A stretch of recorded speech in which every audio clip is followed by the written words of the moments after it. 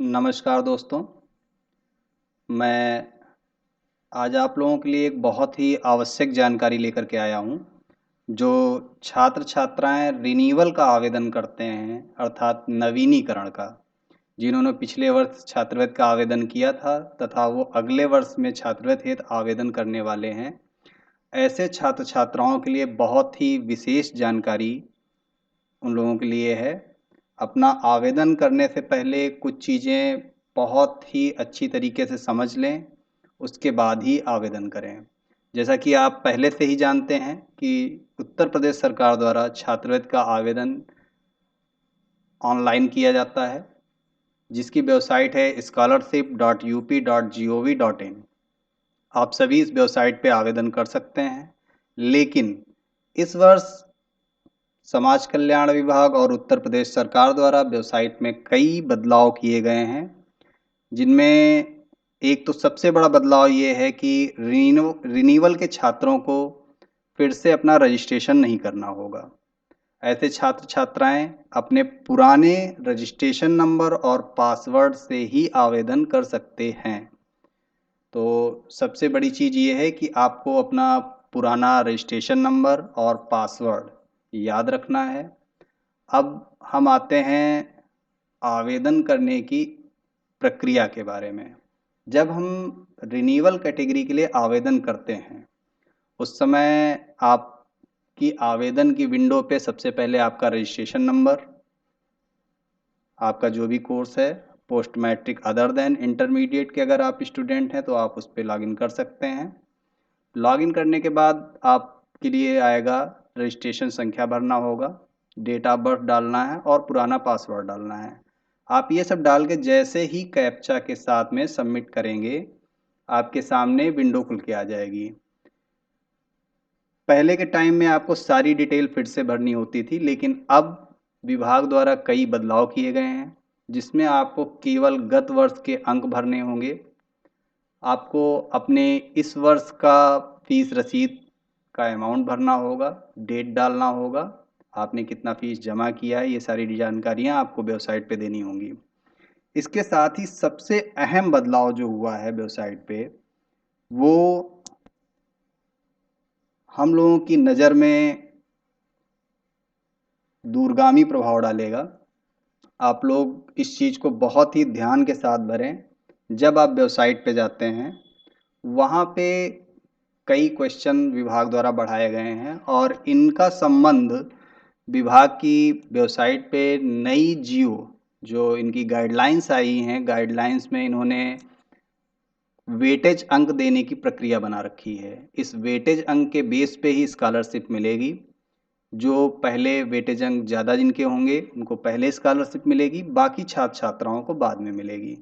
तो रिन्यूअल करने वाले छात्र विशेष तौर पे इस चीज़ का ध्यान रखें कि जब वो आवेदन करने के लिए जाते हैं, तो आवेदन करने के टाइम पे उनसे एक क्वेश्चन पूछा जाएगा, क्या छात्र छात्रा के पिता साक्षर हैं?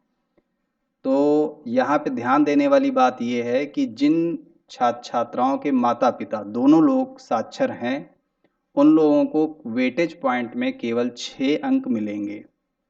बहुत ध्यान देने वाली बात है कि जिन लोगों के माता पिता दोनों अशिक्षित हैं, उन लोगों का 8 पॉइंट मिलेगा। जिनके माता या पिता में से एक लोग कोई साक्षर हैं और एक अशिक्षित हैं, उन लोगों को 6 पॉइंट मिलेगा। इस तरह से वेटेज अंक दिए जाएंगे। तो अब हम चलते हैं और आपको बताते हैं कि इस बार विभाग द्वारा क्या-क्या प्रश्न पूछे गए हैं और उनका क्या अर्थ होगा आपके आवेदन पत्र पे। तो सबसे पहले जो हमने आपको अभी बताया, क्या छात्र छात्रा के पिता साक्षर हैं? तो ये आप भरने के समय बहुत ही विशेष ध्यान रखें। आपके माता पिता साक्षर हैं तो आप वहाँ पे हाँ और ना का ऑप्शन है। अगर साक्षर हैं तो हाँ पे क्लिक करना है, अगर साक्षर नहीं हैं तो आपको ना पे क्लिक कर देना है। अब हम आगे बढ़ते हैं। अगर आपने हाँ किया है, आपके पिता अगर साक्षर हैं, आपने हाँ किया है, तो ऐसी स्थिति में अगला आपसे सवाल होगा, कोर्स का नाम यहाँ पे केवल लिखा होगा कोर्स का नाम। इसका अर्थ है कि ये आपके कोर्स का नहीं पूछ रहा है, ये आपके पिताजी कितने कोर्स तक पढ़े हैं, कक्षा 10 तक, 12 तक, ग्रेजुएशन, एमबीए, जो भी उन्होंने कर रखा है आप वहाँ पे दर्शाएंगे। अब आपका फिर अगला क्वेश्चन आता है, क्या छात्र छात्रा की माता माता साक्षर हैं? यहाँ भी आपको हाँ और ना में जवाब देना है, यस नो आप सिलेक्ट कर लेंगे। फिर अगला क्वेश्चन आएगा, कोर्स का नाम। यहाँ पे आपको दिखाना है, अगर आपने दिखाया है कि आपकी माता साक्षर हैं तो आपको उनकी योग्यता दिखानी होगी कि उन्होंने कितनी पढ़ाई की है। जैसे ही उन्होंने बीए कर रखा है आप बीए दिखा सकते हैं, जो भी कोर्स उन्होंने कर रखा है वो आप दिखा सकते हैं। इसके बाद आपका पांचवा क्वेश्चन आता है, अब ये आपके घर से रिलेटेड क्वेश्चन होगा। एक या कम कमरे वाले परिवार, कच्ची दीवारें और कच्ची छत। मतलब यहाँ पे आप देख सकते हैं, अगर आपका एक कमरे से कम घर है, परिवार है और दीवारें आपकी कच्ची हैं, हाँ या नहीं? अगर आपके घर में ज़्यादा कमरे हैं, दीवारें पक्की हैं तो आप यहाँ पे ना करेंगे, और अगर आपका एक कमरा है तो आप उस और दीवारें कच्ची हैं तो वहाँ पे हाँ कर देंगे। अब अगला क्वेश्चन आपका आएगा 6 नंबर पे, घर में 18 से 59 वर्ष के बीच का कोई वयस्क सदस्य है? हाँ और ना में जवाब देना है। आपके घर में अगर कोई 18 से 59 के बीच में कोई वयस्क सदस्य है तो आप हाँ या ना में जवाब दे सकते हैं। इसके साथ में ही अगला क्वेश्चन आएगा 7वां क्वेश्चन, महिला मुखिया घर में 16 और 62 के बीच में कोई वयस्क पुरुष सदस्य है? हाँ या नहीं? इसमें भी आपको हाँ या ना में जवाब देना है, तो आप अपने घर की स्थिति के हिसाब से यहाँ पे जवाब दे सकते हैं। अब आपका 8वां क्वेश्चन इसमें होगा, अलग अलग सक्षम सदस्य वाले परिवार और कोई अन्य सक्षम शारीरिक वयस्क सदस्य हैं? अगर आपके यहाँ हैं तो आप हाँ में करेंगे, अगर नहीं हैं तो ना में करेंगे। ऐसे परिवार जिनमें 25 वर्ष से अधिक आयु का कोई साक्षर वयस्क है। अगर आपके घर में 25 वर्ष से अधिक का कोई साक्षर व्यक्ति है तो आप हाँ कर सकते हैं, अगर नहीं है तो नहीं कर सकते हैं। आपका 10वां और अंतिम क्वेश्चन ये है कि भूमिहीन परिवार अपनी आय का एक बड़ा हिस्सा शारीरिक श्रम से प्राप्त करते हैं। जैसे कि आपके पास ज़मीन नहीं है और आप मजदूरी करते हैं, खेती करते हैं, तो ऐसी स्थिति में आपको हाँ करना है, और अगर आपकी कोई और इनकम का सोर्स है तो आपको ना करना है। तो आप लोग इस पॉइंट को बहुत ही ध्यान से भरें। जैसा कि मैंने पहले ही आपको बताया है कि इनके हिसाब से आपको वेटेज अंक मिलेंगे।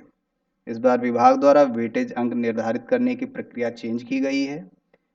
पूर्व में ये अलग प्रक्रिया के अंतर्गत आता था, अब जो भी छात्र छात्राएं आवेदन करेंगे उनके सवालों के हिसाब से विभाग वेटेज अंक निर्धारित करेगा और उसी के आधार पे छात्रवृत्ति एवं शुल्क प्रतिपूर्ति प्रदान की जाएगी। सबसे महत्वपूर्ण बात यहाँ पे ये ध्यान देने वाली चीज़ है कि जब आप छात्रवृत्ति आवेदन करें तो सभी डिटेल्स सही सही भरें।